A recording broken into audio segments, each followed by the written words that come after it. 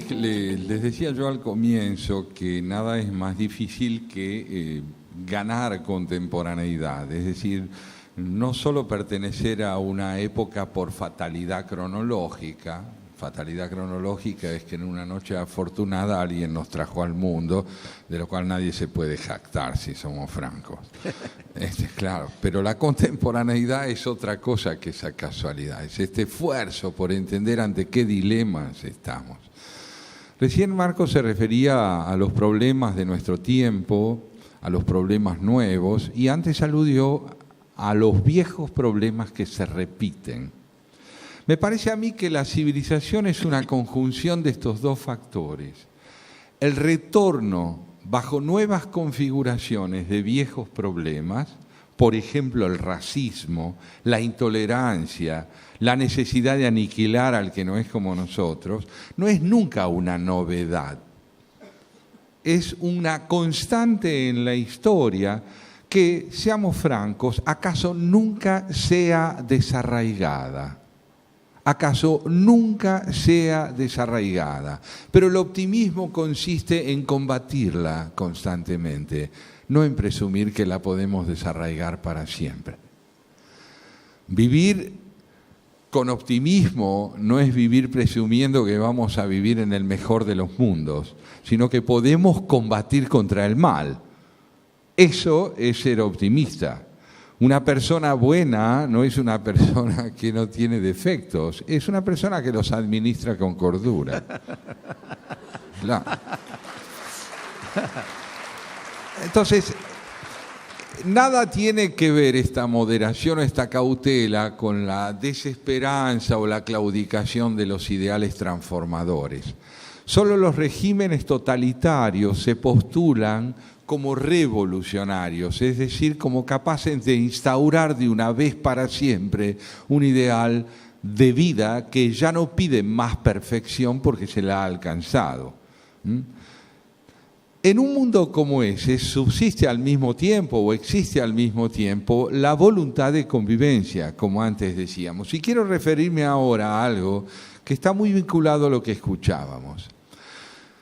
Nunca, como en estas últimas décadas, hemos visto que los monoteísmos realizan un esfuerzo de reconocimiento mutuo, porque junto con lo que recién señalaba Marcos con respecto al islamismo extremo, también está esa civilización islámica que tanto le aportó a Occidente en el pasado. Recordábamos con Marcos hace algunos días que Maimónides y Averroes no solo vivieron en el mismo siglo y llevaron a cabo...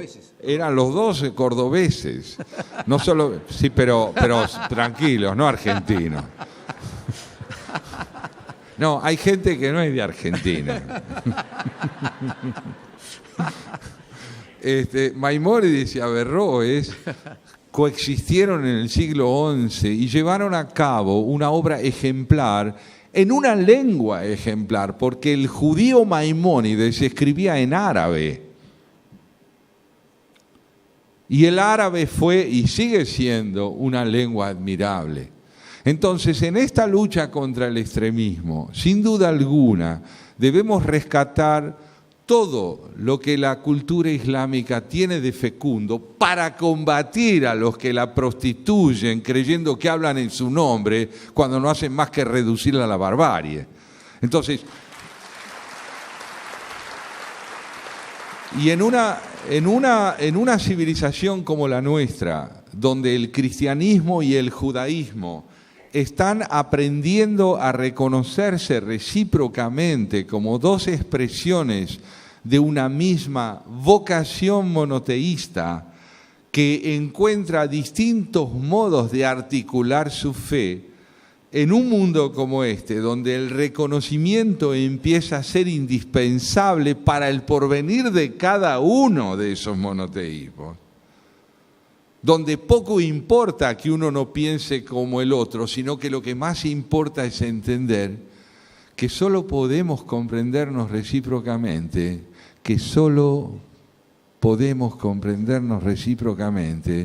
si somos diferentes. Si no somos diferentes, no nos podemos entender. Entonces la diferencia es una garantía del acercamiento mutuo. En ese sentido, el proceso iniciado en el campo de las religiones monoteístas y aún en otras religiones que no son monoteístas, como el budismo, por ejemplo, es verdaderamente auspicioso y ejemplar y debe extenderse a otras formas de globalización y de pensamiento planetario, como por ejemplo el que atañe a este dilema inédito hace 100 años, que es el del porvenir del planeta. ¿Habrá tierra habitable en el universo si la contaminación sigue avanzando como lo está haciendo hasta ahora? Nos acabamos de dar cuenta hace 37 minutos, es decir, 50 años, que estamos envenenando a la Tierra en nombre del progreso.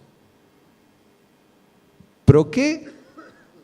Progreso. ¿Qué progreso es el progreso que envenena a la Tierra? Tenemos que conciliar el desarrollo con la comprensión del planeta como un ser vivo. La Tierra pide consideración para dar consideración.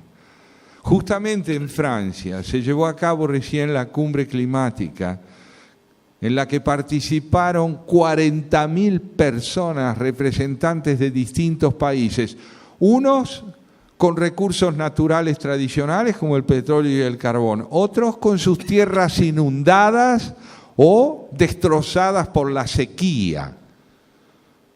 Todos tratando de encontrar el camino hacia una cultura que pueda valerse de recursos energéticos renovables, como puede ser el viento o la luz solar, para que el planeta pueda vivir.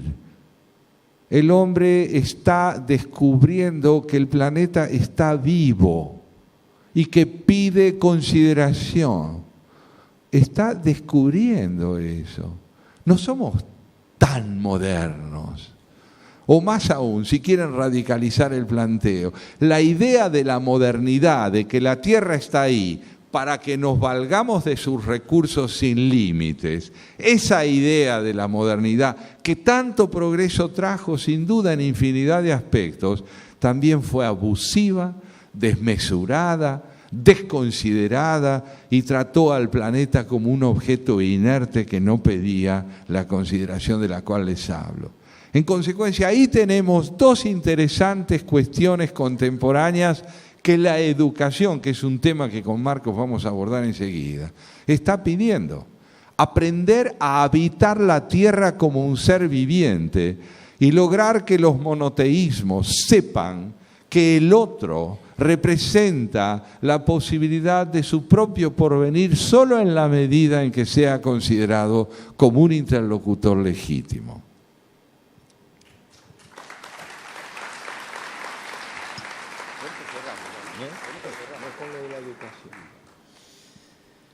Bueno, quizá a ustedes, como a nosotros dos, nos cuesta reconocer nuestras diferencias y por eso Santiago se vino con saco oscuro y yo con saco blanco, para que haya alguna diferencia. Pensamos demasiado parecido, ¿no? Sí, bueno.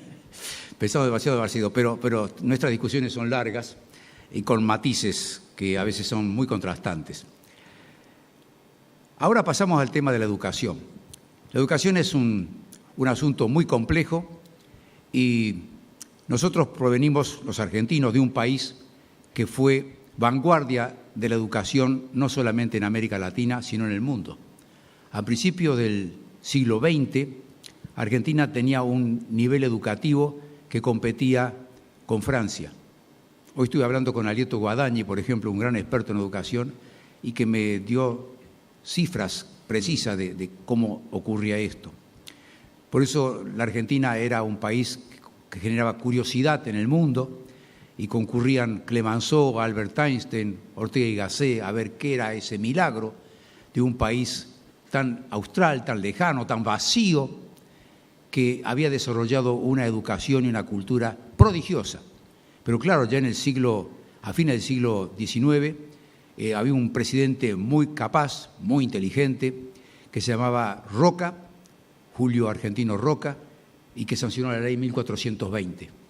Maravillosa ley que impulsó la educación firmemente en la Argentina y que la llevó al desarrollo que ha tenido hasta ahora. Pero a partir de la década del 30 eso empezó a decaer y en la actualidad no hay una sola universidad argentina que sea tenida en cuenta en el mundo. Por supuesto, de la Universidad de Tel Aviv está a años luz de distancia. Pero la educación no se refiere solamente a aprender a leer, a escribir o a terminar el secundario o seguir una carrera universitaria. Es mucho más profunda. Contribuye, me parece a mí, a la educación el avance tecnológico en materia de las comunicaciones. Es decir, la comunicación que existe actualmente en el mundo, que es producto de las últimas décadas, ha llevado a que todos estemos intercomunicados y que esta intercomunicación cada vez sea más intensa y posiblemente eso genere un avance del pensamiento, de la lógica. Claro, no es lo mismo estar prendido a un iPhone con un jueguito que estar comunicando información o aprendiendo o enterándose. Pero esto es parte del proceso en que estamos todos involucrados. Es fundamental que desde el hogar se estimule a que todo niño aprenda a leer y escribir, que se estimule por parte de los padres y que los padres se dediquen y le pongan énfasis en la educación de los hijos, que pongan énfasis, que no dejen que eso lo hagan solamente las maestras ahí en la escuela, sino que tiene que ser un motivo de presión sobre los niños para que aprendan a leer y escribir, para que puedan incluso comunicarse a través de los métodos modernos de comunicación.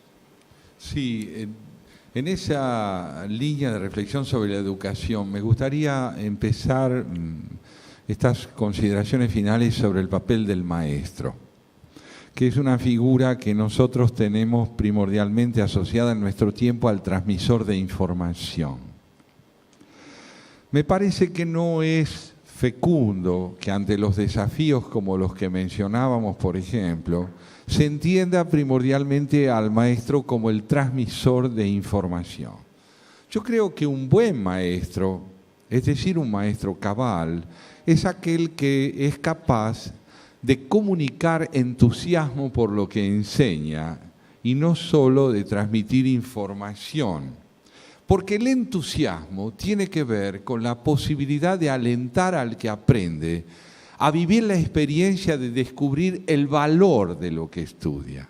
El valor, no solo los contenidos objetivos y descriptivos de lo que se estudia.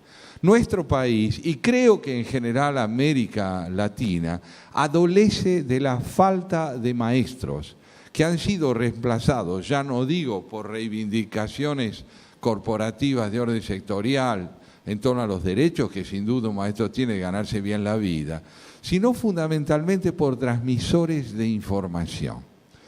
En consecuencia, el maestro ha de ser aquel que pueda convertir lo que transmite en una aventura de descubrimiento por parte del que aprende.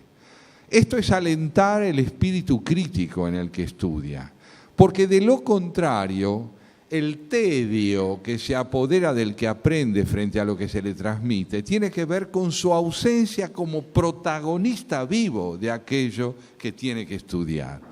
Necesitamos crear maestros para que los maestros creen interlocutores.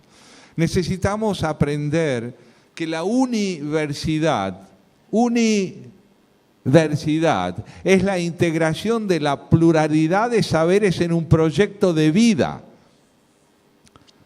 Universidad, la integración de la pluralidad de saberes en un proyecto de vida, porque si no hay un proyecto de vida, el conocimiento solo capacita tecnológicamente y no cívicamente. Necesitamos ciudadanos. Y los ciudadanos son aquellas personas que ponen su saber al servicio de un proyecto de vida y no solo de desarrollo profesional.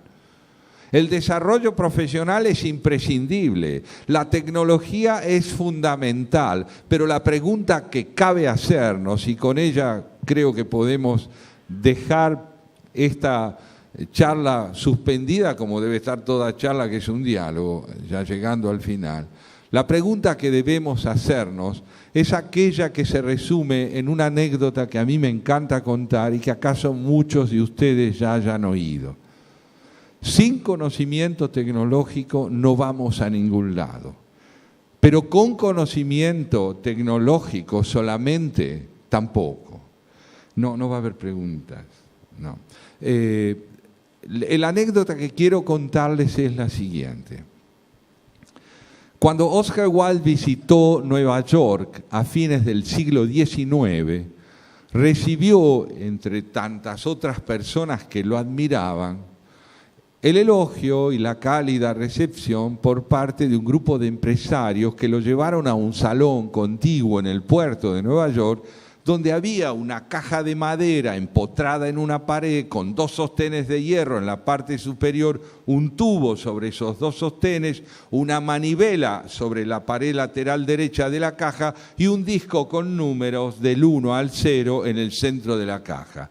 Le explicaron que si él tomaba el tubo, se lo aplicaba al oído, movía la manivela, discaba ahí en menos de 1 minuto y medio. Estaba hablando con Boston. Se llama, le dijeron, teléfono. Wilde se quedó pensativo y luego de unos segundos respondió, y con esta pregunta terminamos. ¿Hablando de qué? Muchísimas gracias. Gracias.